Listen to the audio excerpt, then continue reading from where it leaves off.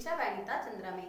कल हमने करा था कि थ्योरी ऑफ डिमांड मतलब मांग का सिद्धांत, इकोनॉमिक्स का चैप्टर नंबर 5। उसमें हम कर चुके थे कि डिमांड क्या है और डिजायर क्या है, उसके बाद उसका कर्व, शेड्यूल और उसको फैक्टर इफेक्टिंग मतलब उसको फैक्टर जो फैक्टर हैं जो मांग को इफेक्ट करते हैं वो सब, ठीक है।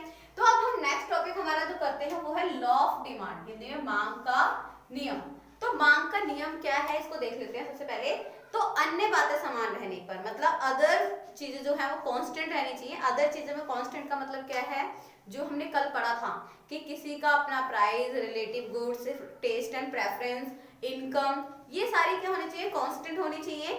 बट सिर्फ हमारे पास क्या है, प्राइस बढ़ने से मांग पे क्या इफेक्ट पड़ रहा है उसी को बोलते हैं मांग का नियम। कि प्राइस ज्यादा है तो डिमांड कम हो रही है, प्राइस कम है तो डिमांड ज्यादा हो रही है, तो इसको बोलते हैं मांग का नियम। हम देखते हैं ये प्राइस है और ये हमारी क्या है, डिमांड, ठीक है।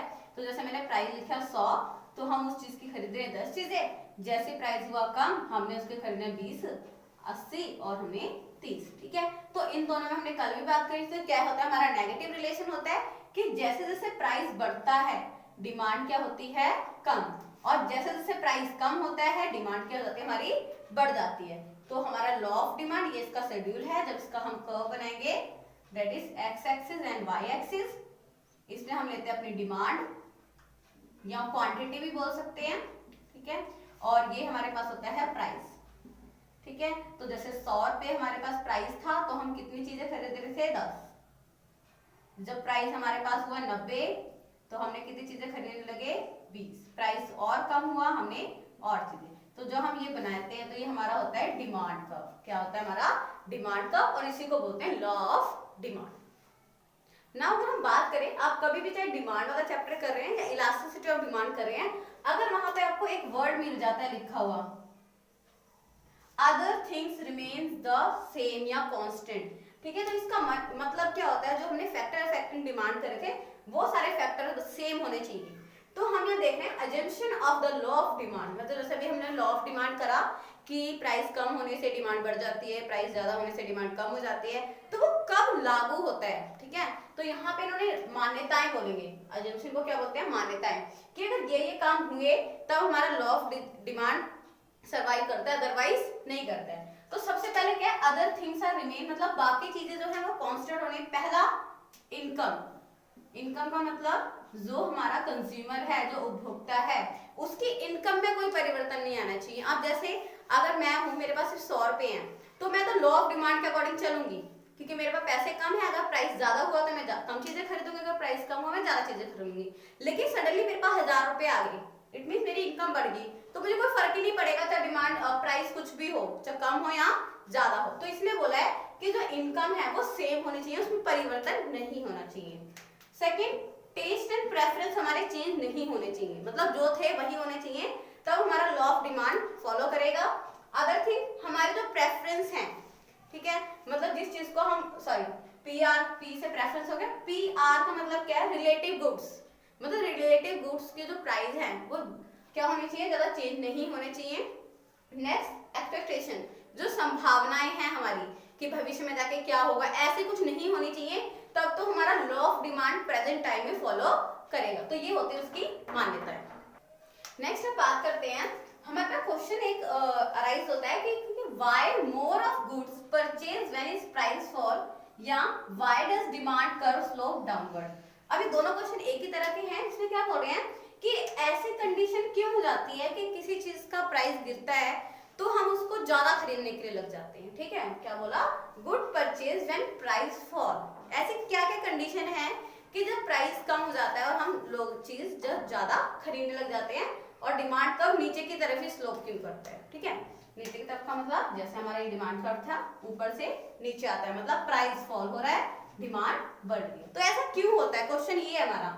तो सबसे पहला जो रीजन है उसका वो क्या है, law of diminishing marginal utility, मतलब हास्यमान सीमांत उपयोगिता का नियम। अब ये हम यूटिलिटी चैप्टर में कर चुके थे। अब इसमें क्या होता है कि जैसे जैसे कोई कंज्यूमर किसी चीज को यूज करने लग जाता है तो उसकी यूटिलिटी उसके लिए क्या हो जाती है, कम हो जाती है, और वो उसको तभी खरीदेगा जब उसका प्राइस कम होगा, ठीक है। तो इसको बोलते हैं law of diminishing marginal utility. तो ये कारण भी है कि हमारा जो स्लोप है वो डाउनवर्ड जाता है, ऋणात्मक जाता है।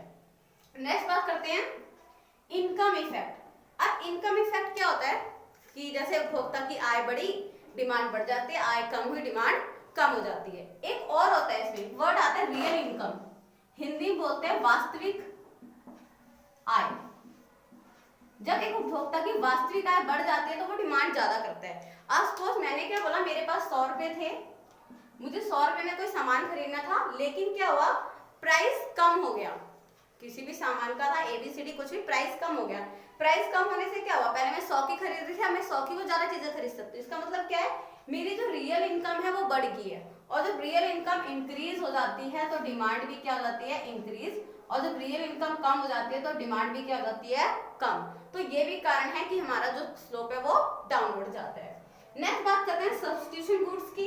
सब्स्टिट्यूशन गुड्स में जैसे हमने कल एग्जांपल लिया था एप्पल एंड ऑरेंज, ठीक है, कि मैं एप्पल की जगह ऑरेंज को यूज कर सकते हैं। अगर एप्पल के प्राइस बढ़ रहे हैं, इसके जो प्राइस बढ़ रहे हैं, तो मैं ऑरेंज की डिमांड क्या कर दूंगी, ज्यादा, ठीक है, और इसके प्राइस कम हो रहे हैं तो मैं ऑरेंज की डिमांड क्या कर दूंगी, कम। तो ये भी एक कारण है डाउनवर्ड स्लोप का। Next size of consumer of group. अब जैसे मैंने बोला एक मार्केट है, मार्केट में पहले सिर्फ 10 कंज्यूमर आ रहे थे, ठीक है, तो उनकी डिमांड भी उतनी होगी, हो सकता है कुछ लोगों की वो डिजायर हो और डिमांड ना हो, तो हमने सोचा 10 ही कंज्यूमर जा रहे थे पहले किसी चीज को खरीदने के लिए, तो हो सकता है 8 लोग ही डिमांड कर रहे हो। एक मार्केट में 100 लोग जाने लगे तो हो सकता है 80 लोग डिमांड करने लगे। तो इसका मतलब क्या है कि जैसे जैसे कंज्यूमर का समूह जो है वो बढ़ता जाएगा तो उसमें हमारी डिमांड भी क्या होती जाएगी, बढ़ जाएगी। कंज्यूमर का जो ग्रुप है वो छोटा होगा तो डिमांड भी कम हो जाएगी। नेक्स्ट बात करते हैं डिफरेंस इन यूजेस। अब जैसे हमने बात करा, हमारे पास एक एग्जांपल लेते हैं दूध, ठीक है। अब दूध का हम यूज पनीर बनाने के लिए, मक्खन बनाने के लिए, दही बनाने के लिए और चाय बनाने के लिए कर सकते हैं। तो जिस चीज के यूजेस ज्यादा होंगे उसकी डिमांड क्या जाती है, बढ़ जाती है। जिस चीज के यूजेस कम होते हैं उसकी डिमांड कम हो जाती है। तो ये कारण थे कुछ कि हमारा जो डिमांड कर्व है वो डाउनवर्ड क्यों जाता है।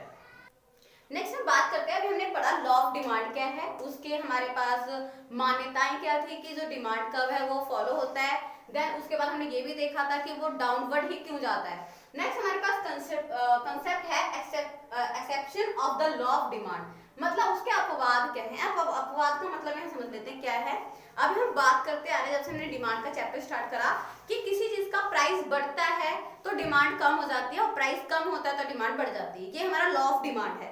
लेकिन अपवाद का मतलब क्या है, जहां पे ये रूल फॉलो नहीं होता, फेल हो जाता है, उसको बोलते हैं एक्सेप्शन और अपवाद। तो पहली चीज देखते हैं आर्टिकल्स ऑफ द डिस्टिंक्शन, मतलब प्रतिष्ठा सूचक वस्तुएं। हमारी सोसाइटी में हर तरह के लोग होते हैं।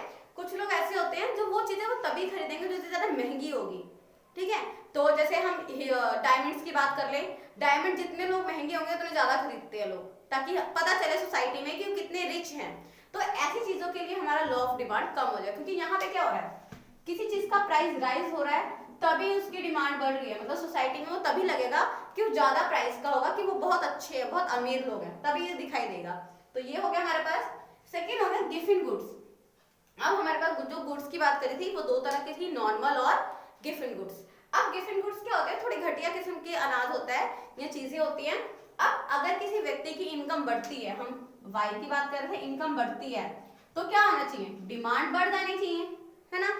लेकिन गिफिन वस्तु के केस में क्या होता है, अगर इनकम बढ़ती है तो लोग क्या करते हैं, नॉर्मल गुड्स ज्यादा खरीदने लग जाते हैं और जो गिफिन वस्तु है तो उनको कम खरीदने लग जाते हैं। तो यहाँ भी हमारा जो लॉ ऑफ डिमांड है वो फेल होता नजर आता है। नेक्स्ट बात करते हैं इरेशनल जजमेंट, मतलब विवेक रहित मूल्यांकन। अब यहाँ पे क्या है, हमने जैसे अपनी सोसाइटी में देखते हैं ना, हम स्टार्टिंग से देखते आ रहे हैं कि जो बेबी जॉनसन्स पाउडर होता है वो बहुत ज्यादा अच्छा है, बेबियों के लिए बहुत अच्छा है। ऐसी एडवर्टीजमेंट कर दी गई है कि वो उसके अलावा कोई और पाउडर अच्छा है ही नहीं। तो हम क्या करते हैं कि चाहे वो कितना भी महंगा है, हमने पढ़ा ना हमारा लॉ ऑफ डिमांड क्या होता है, प्राइस ज्यादा डिमांड कम, ऐसा होना चाहिए। लेकिन यहाँ पे क्या बोल रहे हैं कि हमारे माइंड में एक सेटअप हो गया है कि बेबी जॉनसन पाउडर बहुत अच्छा है बेबी के लिए, इतना महंगा भी आएगा तब भी हम उसको खरीदेंगे। तो ये तीन कंसेप्ट हैं जहां पे हमारा लॉ ऑफ डिमांड फेल होता नजर आता है। नेक्स्ट हम बात करते हैं इसमें movement and shift in demand, कि जो हमारे पास डिमांड कर्व है ये हमारा शिफ्ट हो सकता है या नहीं हो सकता है, या मूवमेंट होता है या नहीं होता है। तो इसमें हम देखते हैं दो तरह का है, मूवमेंट और शिफ्ट इन डिमांड, ठीक है।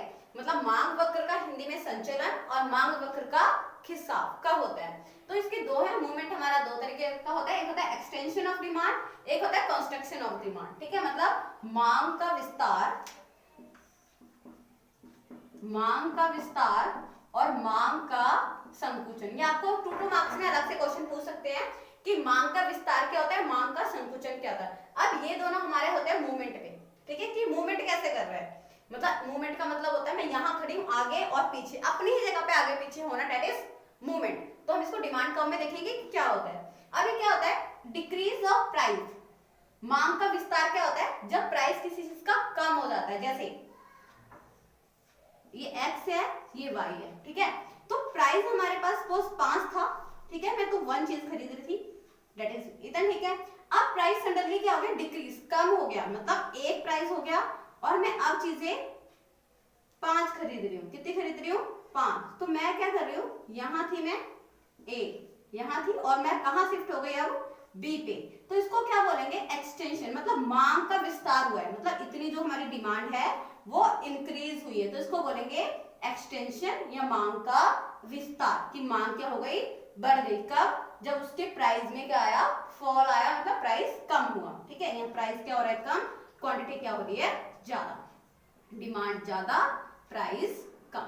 ठीक है, तो ये होता है हमारा एक्सटेंशन ऑफ डिमांड। बात करते हैं मांग का संकुचन। अब संकुचन मतलब कंस्ट्रक्शन, या ये कब होता है, जब प्राइस बढ़ जाता है। कब होता है, प्राइस बढ़ जाता है। इसके लिए हम देखेंगे x एंड y। हम पहले क्या खरीद रहे थे, 1 रुपए हमारा प्राइस था, तो हम चीजें 5 रुपए खरीद रहे थे। ठीक है, इतना। ठीक है, उसके बाद क्या हुआ, प्राइस बढ़ गया, हमने बोला इंक्रीज ऑफ प्राइस, प्राइस क्या हो गया, बढ़ गया, तो हम क्या खरीदेंगे, प्राइस 5 हो गया, अब हमने एक चीज खरीदना शुरू कर दी। ठीक है, तो जो ये डिमांड का है, ये क्या हो गया, नीचे से ऊपर शिफ्ट हो गया। ठीक है, तो हम इसको क्या बोलेंगे कि मांग क्या हो गई हमारी, कम हो गई है, डिमांड क्या हो गई यहाँ से कम, कब, जब प्राइस ज्यादा हुआ। ठीक है, तो ये हमारा कंसेप्ट था मूवमेंट्स ऑफ डिमांड। नेक्स्ट बात करते हैं, हमारे पास डिक्रीज है, बैकवर्ड या इंक्रीज, मतलब शिफ्ट कब होता है। तो इसमें हमारे पास होता है मांग में वृद्धि और मांग में कमी। एक और याद रखना, मांग में वृद्धि मतलब इंक्रीज ऑफ डिमांड और मांग में कमी। अब मैंने बोला था यहाँ पे मूवमेंट था, मूवमेंट मतलब एक ही हमारे पास डिमांड कब है, उसमें हम या तो ऊपर जा रहे हैं या फिर नीचे आ रहे हैं। ठीक है, तो ये था। अब यहाँ पे क्या है, और इन्हें बोला अदर फैक्टर चेंज, मतलब इनकम नो, मतलब जो प्राइस है वो चेंज नहीं होगा, सिर्फ अदर फैक्टर चेंज होंगे। और अदर फैक्टर हम पहले कर चुके हैं। अदर फैक्टर में हमारे पास income, taste and preference, and preference, expectation, income, ये सब बाकी चेंज हो सकते हैं, सिर्फ इनकम प्राइस चेंज नहीं होगा। ठीक है, यहाँ पे लिख देना प्राइस डजंट चेंज। ठीक है, मतलब प्राइस चेंज नहीं हो रहा है यहाँ पे। अब इसको और आप याद करने का तरीका यही रखना, वो बनाना, आपको ग्राफ बनाना और फिर ऐसे याद करना, तो आप कंफ्यूज हो जाओगे कि मूवमेंट क्या था और शिफ्टिंग क्या था। ठीक है, अब देख लेते हैं पहला। अब ये हमारे पास x है, ये हमारे पास y है, जो प्राइस है वो फिक्स है, प्राइस क्या है, फिक्स है।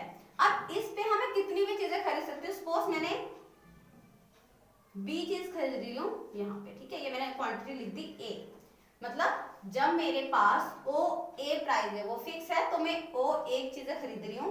अब मैंने देखा मेरी इनकम बढ़ गई, मेरी इनकम बढ़ गई, प्राइस तो सेम है, तो मैं क्या करूंगी, ज्यादा चीजें खरीदने लगूंगी क्योंकि प्राइस तो सेम है।